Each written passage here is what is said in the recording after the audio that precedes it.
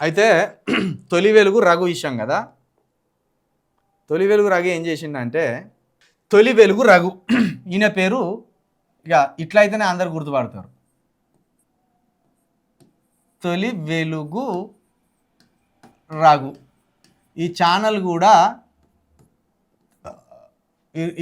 కూడా బ్లాక్మెయిల్ చేసి పెట్టింది. ఈ ఛానల్ కూడా నిజానికి తోటి మీడియా మిత్రుడిగా ఎప్పుడు నాకు తొలి వెలుగు రఘు మీద కోపం లేదు.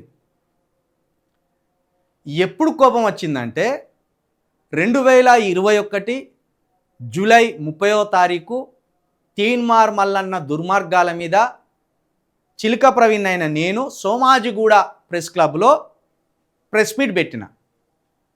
ప్రెస్ మీట్ పెట్టి నేను వెళ్ళిపోయిన సందర్భంలో అర్ధరాత్రి 2 గంటలకు వాట్సాప్ కాల్ చేసిండు తొలి వెలుగు రఘు. అప్పుడు తొలి వెలుగులో పనిచేస్తాను. ఫోన్ చేసి, ప్రవీణ్ అన్న ఇక వాడిని వదిలిపెట్టొద్దు, దెబ్బ మీద దెబ్బ కొట్టాలి, వాడు అత్యంత దుర్మార్గుడు, వాడు పెద్ద బ్లాక్మెయిలర్, వాడిని ఎట్టి పరిస్థితిలో వదిలిపెట్టద్దు ప్రవీణ్ అన్న, ఇది నీ వల్ల మాత్రమే అవుతుంది, నీకు నా అండదండలు ఉంటాయి, నా మద్దతు ఉంటుంది, నా సంపూర్ణ సహకారం ఉంటుందన్న నీకు వాని వల్ల నేను కూడా ఎన్నో వేదనలు పడ్డా అని చెప్పిండు ఈ తొలి వెలుగు రఘు. తెల్లారి లేచిండు, చక్కగా వేయండు, తీన్మార్ మల్లన్నతో చేతులు కలిపిండు, ఆయన న్యూస్ ఛానల్లో కనబడ్డాడు. సరే, అది వాళ్ళ పర్సనల్ ఇష్టం, వాళ్ళ వ్యక్తిగత నిర్ణయాలు, వ్యక్తిగత స్టాండ్లు, పోనీలే అనుకున్నాం. కానీ అక్కడి నుండి చిలుక ప్రవీణ్ మీద అల్లని కుట్రలు లేవు. ఇద్దరు కలిసిగా తీన్మారు మల్లన్న, తొలి వెలుగు రఘు. చిలుక ప్రవీణ్ అడుగున అడ్డుకోవాలి. చిలుక ప్రవీణ్ ఎక్కడికి పోతే మరుక్షణం అక్కడికి ఒక వ్యక్తిని పంపి అది చెడగొట్టాలి.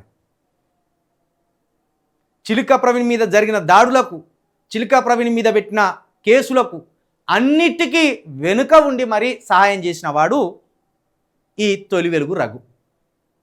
పైగా చిలుక ప్రవీణ్ ఛానల్ ఉండొద్దు, దళితుడైన చిలుక ప్రవీణ్ ఛానల్ ఉండొద్దు, దాన్ని ఎట్టి పరిస్థితుల్లో మూసేసే ప్రయత్నం చేయాలి. ఒక ఫండర్ దొరకద్దు చిలుక ప్రవీణ్కి, ఒకడు పెట్టుబడి పెట్టొద్దు. ఎంతమంది బిజినెస్ మ్యాన్లకు ఫోన్లు చేసి చెడగొట్టిండో కూడా నాకు తెలుసు. ఎంతమందికి ఫోన్ చేసి చెడగొట్టిండో కూడా నాకు తెలుసు. మాదిగ వారైన చిలుక ప్రవీణ్ స్ట్రాంగ్ అయితే ఏం జరుగుతుందో వాళ్ళిద్దరికీ తెలుసు. కాబట్టి అడుగడుగున్న కుట్రలు, కుతంత్రాలు ఎన్నో చేసిండు. ఇవన్నీ అడ్డుకోలేక ఆఖరికి ఒక డిజిటల్ మీడియా అసోసియేషన్ అని పెట్టినాం మేము. దానికి నేను వైస్ ప్రెసిడెంట్ని. నిజానికి దానికి ప్రెసిడెంట్గా నన్ను ఎన్నుకోవాలని 200 మంది ఆలోచన చేసిండు. ప్రవీణ్ అన్న అయితే ధైర్యంగా మాట్లాడతాడు, ఏ విషయం ఉన్నా నిలబడతారు, మిగతా వాళ్ళు అందుబాటులోకి రారు, చిలుక ప్రవీణ్ అన్ననే అధ్యక్షుడిగా పెట్టాలని ప్లాన్ చేస్తే, చిలుక ప్రవీణ్ ఉంటిగా నేను రాను అని ఎగ్గొట్టి వెళ్ళిపోయాడు. దీంట్లో 3 ఉన్నారు. ఇక వాళ్ళిద్దరి పేర్లు అవసరం లేదు, కానీ ప్రధాన వ్యక్తి ఇతడు. తీన్మార్ మల్లన్నేమో ఫోన్ చేస్తాడు, చిలుక ప్రవీణ్ జర్నలిస్ట్ సంఘానికి అధ్యక్షుడు చేయబోతున్నారట, వైస్ ప్రెసిడెంట్ చేయబోతున్నారట, మరి నేనంటే రాలేను, నువ్వేం చేస్తావు రాగు అంటే, నేను అక్కడ మొత్తం దాన్ని నిర్వీర్యం చేసి చిలుక ప్రవీణ్ అయితే మేము ఉండమని చెప్పి ఓ 10 మంది నాలకెళ్ళి తీసుకొని బయటపడతామని చెప్పి ఓ 3 తీసుకొని బయటపడ్డారు. అయినప్పటికీ జర్నలిస్టులు అంతా కలిసి చిలుక ప్రవీణ్ అన్న ఉండవలసిందే అని నన్ను వైస్ ప్రెసిడెంట్ని చేసిండు. అగో అన్ని కుతంత్రాలు, అంత కుళ్ళు, అన్ని కుట్రలు చేసి నన్ను నిలువరించాలని చూసింది, కానీ అది సాధ్యపడలే. కానీ ఇప్పుడు దైవం ఏం చేసింది, కాలం ఏం చేసింది, నీ భాగోతాన్ని తీసుకొచ్చి బయటేసింది. నీ దొంగతనాలను, నీ లుచ్చాతనాన్ని అన్నిటిని తీసుకొచ్చి బయటపడేసింది. అయితే ఈ తొలి వెలుగు రఘు ఏం చేసిందంటే, న్యూస్ ఛానల్లో ఏ యాంకర్ తోటి మంచిగా ఉండడు వీడు, చాలా గలీజ్ దుర్బుద్ధి వీడిది, లేడీ యాంకర్లతోటి వీడి దుర్బుద్ధి. అయితే 2016లో 10 టీవీలో చిలుక ప్రవీణ్, తీన్మార్ మల్లన్న,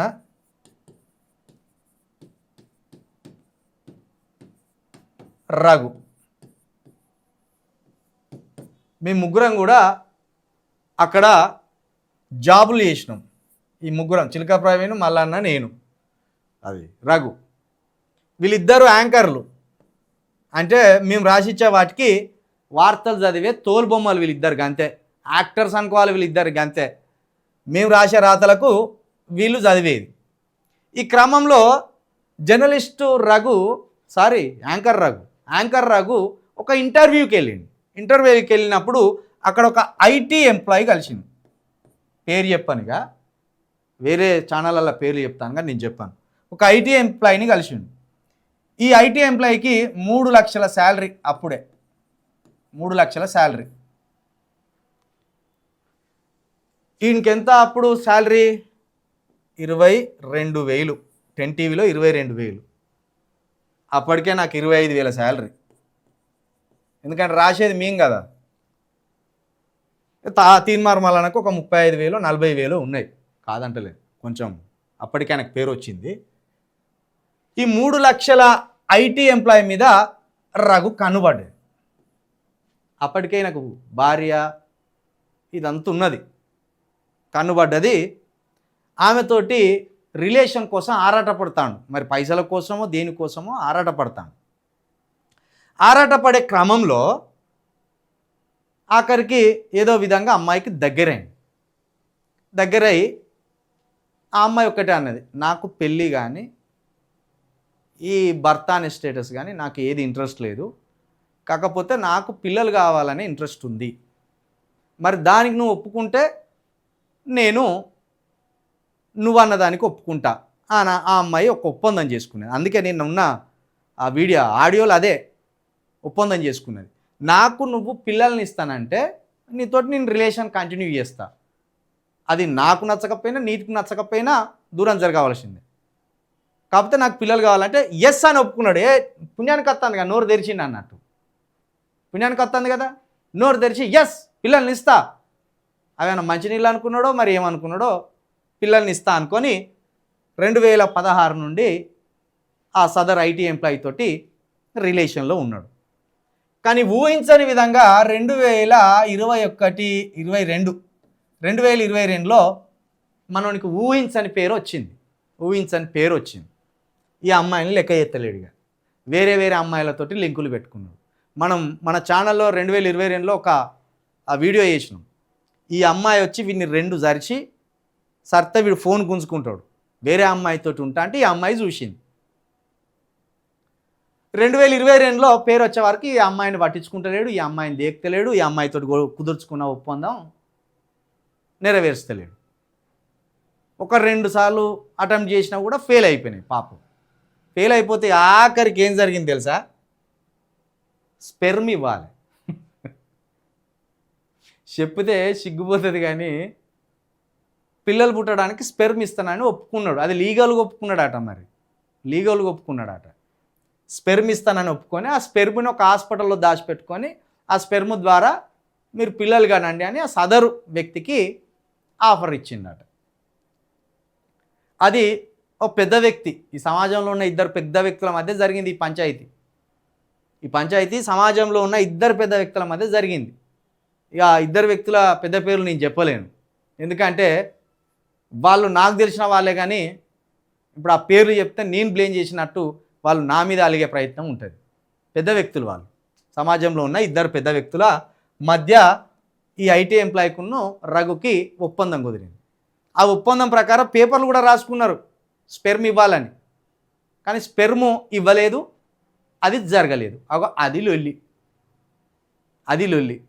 ఆ బిడ్డ బీసీ బిడ్డే, ఆ బిడ్డ తెలంగాణ బిడ్డే. బీసీ బిడ్డలను ఆగం చేసుకుంటా బీసీ నినాదాలు ఎత్తాను చూడు ఈ దుర్మార్గులు. ఏమనాలి వీళ్ళని, ఏ చెప్తాడు కొట్టాలి.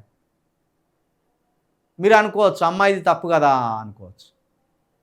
అమ్మాయి స్పష్టత ఉన్నది. అమ్మాయికి నాకు మొగడొద్దు, నాకు పెళ్ళొద్దు, పిల్లలే కావాలని స్పష్టత ఉన్నది. లీగల్గా కావాలి నాకు పిల్లలు అని చెప్పింది ఆమె. కోర్టు అదే చెప్పింది కదా, సహజీవనం 2 మేజర్లు సహజీవనం చేస్తే తప్పు లేదని కోర్టు చెప్పింది. దాన్నే వాడుకున్నది అమ్మాయి. మరి సమాజంలో పెద్ద జర్నలిస్ట్ లెక్క వీడే అక్కంచెలు ఊడిపడ్డోని లెక్క ఏతులు కొడతాడు కదా, మరి ఈ బోషిరికే గానికి సిగ్గు లేదు? ఈ బోషిరికే గానికి ఫ్యామిలీ ఉన్నదన్న సిగ్గు లేదు? సరే నీ కకృతో ఏదో నీ కకృతి అనుకుందాం. పిల్లల్ని ఇస్తానన్నప్పుడు పిల్లల్ని ఇవ్వాలిగా, పిల్లల్ని ఇవ్వాలి కదా. ఆ అమ్మాయి రేపో మాపో బయటకు వస్తుందిగా, నీ భాగవతం ఉంటుంది అప్పుడు. రేపో మాపో బయటకు వస్తుంది ఆ అమ్మాయి. ఇది నేను 2 సంవత్సరాల కింద చెప్పిన ఈ ముచ్చట. చెప్తే తొలి వెలుగు రఘు గ్రేట్, తొలి వెలుగు రఘు ధర్మరాజు, ఈ ఎదవలు తెలివని ఎదవలంతా దూరం చూసే ఇట్లా, తెలివని ఎదవలంతా దూరం నుండి చూసే ఇట్లా ఆగమవుతారు. నిన్న ఒకడు పెట్టిండు కామెంటు, నాకు నవ్వొచ్చింది. తెలివక చేయక దూరం నుండి చూసి దూరపు కొండలు నునుపు అనే సామెత ఉన్నది కదా, గసొంటి వాళ్ళే వీళ్ళు. మల్లిగాన్ని అత్యంత క్రూరుడు దుర్మార్గుడు అని నేనే చెప్పిన. లోకం ఇప్పుడు చూసింది, నమ్మింది కళ్ళారా. తొలి వెలుగా రఘుగాని భాగవతం కూడా గప్పుడే చెప్పిన నేను 2 సంవత్సరాల క్రితం. ఎందుకంటే వీళ్ళు నాతోటి పనిచేసిన వాళ్ళు కదా వీళ్ళిద్దరు. వీళ్ళ బిహేవియర్ ఏంది, ఏ యాంకర్ వచ్చి నాకు ఏం చెప్తాంది. మేము యాంకర్లతోటి ఉండేటోళ్ళం కాదు, మేము డెస్క్లో కూర్చునేటోళ్ళం. యాంకర్స్ రూమ్లో వీళ్ళు ఉంటారు, మళ్ళీ యాంకర్స్ వచ్చి రాసిన మాకే చెప్పాలి కదా. అలాంటి దుర్మార్గులు. ఇది భాగవతం. ఇప్పుడు ఆ అమ్మాయికి పిల్లలు ఇవ్వకుండా, గిఫ్ట్ ఇవ్వకుండా, ఆ అమ్మాయిని శారీరకంగా వాడుకొని మానసికంగా దెబ్బగొట్టి ఆ అమ్మాయి కోలుకోలేని పరిస్థితికి తీసుకొచ్చి ఆమెను నడి రోడ్డు మీద విడిచిపెట్టింది అన్నట్టు. ఇప్పుడు ఏమంటాడు, సంసారి పొక్క లెక్క, నేను దొంగను కదా, మీ ఇంట్లో సామాన్లు ఎత్తుకపోయినా కదా, సిగ్గనిపిస్తలేదు ఇంకా నమ్మబలకడానికి. మనిషివే కదా, బరాబరి చెప్పు, అందరూ ఒప్పుకుంటారు, రిలేషన్ ఒప్పుకుంటారు, ఎవరు తప్పు పట్టరు. మీ ఇద్దరికి ఇష్టమైనాక లోకం పీకేదే ఉన్నది. నీకు ధైర్యం ఉంటే చెప్పు, యాస్ ఆ అమ్మాయితో నేను రిలేషన్లో ఉన్నా అని చెప్పు. బడివే అన్ని అబద్ధాలు, నమ్మబలికేదానికి ఆ అమ్మాయిని తప్పు చేయాలని చూస్తున్నావు, ఆ అమ్మాయే చెడు అని చిత్రీకరించాలని చూస్తున్నావు.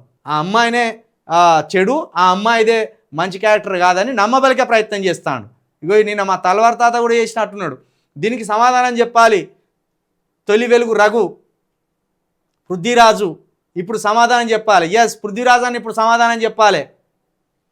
ఒక దళిత బిడ్డ ఛానల్ పెట్టుకొని 8 సంవత్సరాల పాటు కొట్లాడుతుంటే, అరే ఎక్కడికి పోయి ఒక ఛానల్కి ఎవడన్నా రూపాయి ఇస్తామంటే ఈ దొంగలు అక్కడికి పోయి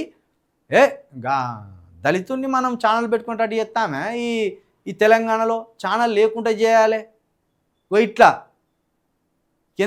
ఎన్ని వినపడ్డా నేను ఏది పట్టించుకోలేదు. ఎందుకంటే ఓ రోజు దేవుడు నాకు ఊహించని శక్తి ఇస్తాడు, ఓ రోజు దేవుడు నన్ను ఆకాశం అంత ఎత్తున నిలబెడతాడు. ఈ నా కొడుకుల పాయింట్లు ఇప్పి తన్నాలి అనే ఒకే ఒక గట్టి సంకల్పం పెట్టుకున్నా నేను. నా మీద దాడి చేయించిన దాంట్లో వీళ్ళే రెక్కి నిర్వహించిండ్రు నా మీద. ఎక్కడ పోయి ఛాయలు తాగుతాడు ఒక్కడే, ఎక్కడ పోయి టిఫిన్లు తింటాడు ఒక్కడే, చిలుక ప్రవీణ్ గారు ఒక్కడికి పోయిన ఒక్కడే పోతాడు, ఒక్కడు పోయినప్పుడు దాడి చేయాలి. నా దగ్గర ఉన్నది ఇదే, ఒక్కని పోయి వచ్చే వరకు ప్రమాదాలు జరిగినాయి. నేను అప్పుడే డిసైడ్ అయినా, 2 సార్లు దాడి అయినప్పుడు డిసైడ్ అయినా, కొడుకుల్లారా దేవుడు ఈ కాలము నాకేదో ఒక రోజు ఊహించని శక్తి ఇస్తుంది, గప్పుడు నేను ఆడే శివతాండవానికి మీ అంచులు రాలిపోవాలని అప్పుడే డిసైడ్ అయినా నేను. చిలుక ప్రవీణ్ మీద దాడి చేస్తే భయపడతారని మీరు అనుకున్నారు. నా లోపలున్న ధైర్యము బలము మీకు తెలుసా? ఇప్పుడు ఏరి కుట్రలు, దేవుడు ఎంత మంచి బుద్ధి చెప్పిండ్రా మీకు. మీ భాగవతాలు ఒక్కొక్కటి అన్ని బయట ఎత్తాడు దేవుడు. ఆడియో ఆన్లైన్లో ఉంది వాడి గురించి, వాడే మళ్ళా నేను కాదు అని వాళ్ళ కొంతమంది ఉంటారు కదా, వానికి సంబంధించిన ఫాలోవర్స్ తోటి కామెంట్స్ పెట్టిస్తాను. అది మన ఆడియో కాదు, అదంతా ఉట్టి ఆడియో, అది ఏఐ ఆడియో. ఇది ఒకటి దొరికింది కదా ఏఐ ఆడియో అని. ఏఐ ఆడియో కాదు, నీ ఆడియో, నీ భాగవతమే అది. వీడోసారి మోజోలో చేసినప్పుడు కూడా దళితులను అవమానించి ఎస్టీ అట్రాసిటీ కేసులో ఇరుక్కున్నాడు ఈ దొంగ. దళితులంటే తీన్మార్ మల్లన్నకు, తొలి వెలుగు రగ్గానికి, వీళ్ళకి ఎవ్వరికి కూడా దళితులు, మాదిగవారు, మాలవారు, అసలు దళిత కులాలు నచ్చవు వీళ్ళకు. కొడుకులారా మిమ్మలను ఉంటుందిరా, ఇంకా దేవుడు ఇంకా చూస్తాడు, మిమ్మలను ఇంకా చూస్తాడు.